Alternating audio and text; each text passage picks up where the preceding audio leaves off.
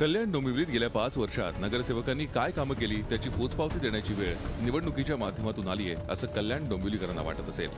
पण राजकीय नेते नेहमीप्रमाणे तुम्हाला गृहीत धरतायत. एकमेकांवर एरवी चिखलफेक करणारे आणि आपापली राजकीय विचारसरणी गोंजारणारे राजकीय पक्ष काही जागांसाठी मात्र हातमिळवणी करतायत अशी चर्चा आहे. धुलपनगर, बैल बाजार, मेट्रो मॉल, पिसवली, गावदेवी, आनंदनगर, रामनगर, एकतानगर, कांचनगाव, चोळेगाव, गरीबाचा वाडा, खंबाळपाडा या वॉर्डात शिवसेना, मनसे आणि भाजप यांनी काही विशिष्ट ताकदवान उमेदवार निवडून येण्यासाठी एकमेकांशी हातमिळवणी केल्याची चर्चा आहे. अशी पद्धतीची जी गोल्डन गँग असते ती अक्रॉस द पार्टी काम करत असते.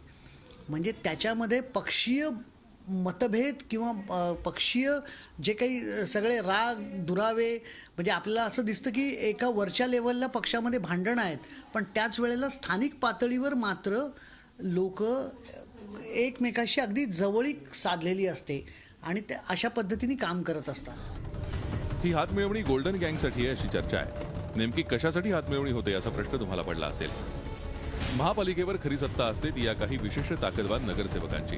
स्टँडिंग कमिटीची या मंडळींनी अंडरस्टँडिंग कमिटी केली असते. महापालिकेच्या तिजोरीच्या चाव्या त्यांच्याच हाती असतात.